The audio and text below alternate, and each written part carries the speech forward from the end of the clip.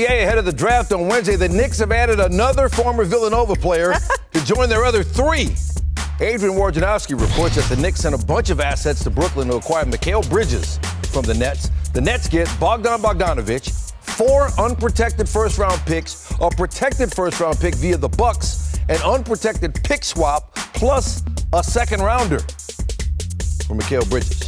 Bridges has been the consummate professional in his career. He's asked to defend the best players on a nightly basis and has improved his scoring over the last 2 seasons. Last year, he averaged nearly 20 points per game, the third highest scoring average by a player with at least 800 defensive matchups against All-Stars. Bridges, with a real succinct reaction to the trade on social media, saying simply, "This is crazy, LOL." Meanwhile, Josh Hart, one of those Villanova Knicks, expressed his excitement by posting a picture of all 4 former Villanova teammates on a group video chat. Jalen Brunson, Dante DiVincenzo, Bridges, and Hart all there. As we mentioned, Adrian Wojnarowski broke this story, and he joins us now on SportsCenter. They really do love those Villanova guys with the Knicks, Woj. How did this come about for New York? Stan, the Knicks were determined to acquire Mikal Bridges, and they have been gathering up draft assets for years to get into the position to overwhelm somebody with an offer for a player they very much wanted. They didn't do it with Donovan Mitchell 2 years ago, but they did it today for Mikal Bridges. And what the Knicks are doing is trying to load up on big-time two-way wing players to take on the NBA champion Boston Celtics in the East. They get one with Mikal Bridges, and now they'll try to re-sign OG Anunoby, to bring back against the Celtics next year a group that can certainly score and, more importantly, guard that team. But there were other teams who wanted to get at Mikal Bridges. He has been a coveted asset around the league, just one of the really unique, versatile player who just fits anywhere. And now the 4 Villanova players are back together, 2 national championships at Villanova, and now they'll try to win a championship in New York. So you mentioned Anunoby. He's a free agent. So is Isaiah Hartenstein. What does this mean for him?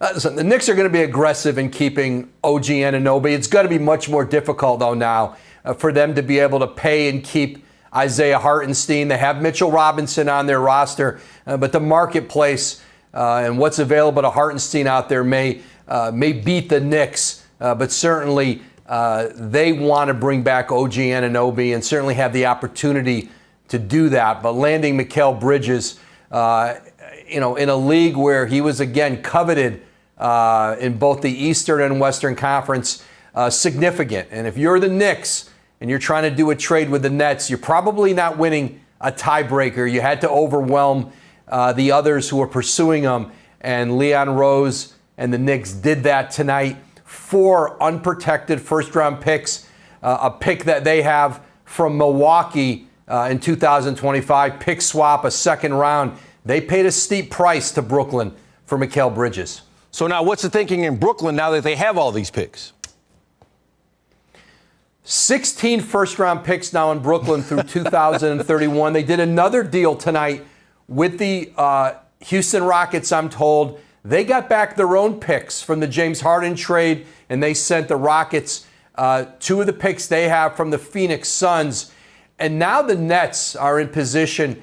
Look at the 2025 draft, which is loaded. There is real star power in next year's draft. The Nets have 4 first-round picks potentially in that draft. And, take a look at what their roster may look like. They may be very well competing, to be at the very top of that lottery. And so I think when the Nets really didn't see in the marketplace a chance to bring back a star player right now who they could pair with Mikal Bridges, it became a situation where they looked to see what was available out there. They knew Bridges, the idea of playing with the Knicks appealed to them. The Knicks know, even with a couple years left on his deal, they'll have every opportunity to be able to keep Bridges long term. But the Nets, you go back to the Kevin Durant trade, the Kyrie Irving trade, they brought back 9 first-round picks from those deals, pick swaps, and they may still bring in more assets before the draft is over tomorrow night. The Nets are really in tremendous position now to rebuild this organization. You saw Sean Marks do it once when he first took over with the Nets with far less draft assets. And now Joe Tsai, their owner, will look to him, to do this again. They kind of were 1 foot in, 1 foot out with Bridges, but the Nets have a clear direction now, and they are loaded going forward with draft assets. One more thing we saw you post, Woj, about the situation with the Rockets and their interest in Kevin Durant. Can you clarify some of that for us? Yeah, listen, now that the Rockets have the Suns' first-round picks, if there comes a time when Phoenix, can't go, doesn't go forward with this group, if this group has to disassemble at some point, Houston's a team now, whether it's Kevin Durant, but I think even more so a younger Devin Booker, who's I think timeline fits with this Houston team. The Rockets are in position now if they want to pursue players on that Suns team. But right now, Phoenix, they want to run this team back this season. They're determined to win with this group. But certainly for Houston now, it just gives them an arsenal in the future if something does change in Phoenix. All right, but the big news, Mikal Bridges heading across the bridge from the Nets to the Knicks. If it's happening in the NBA, Adrian Wojnarowski is on it. Woj,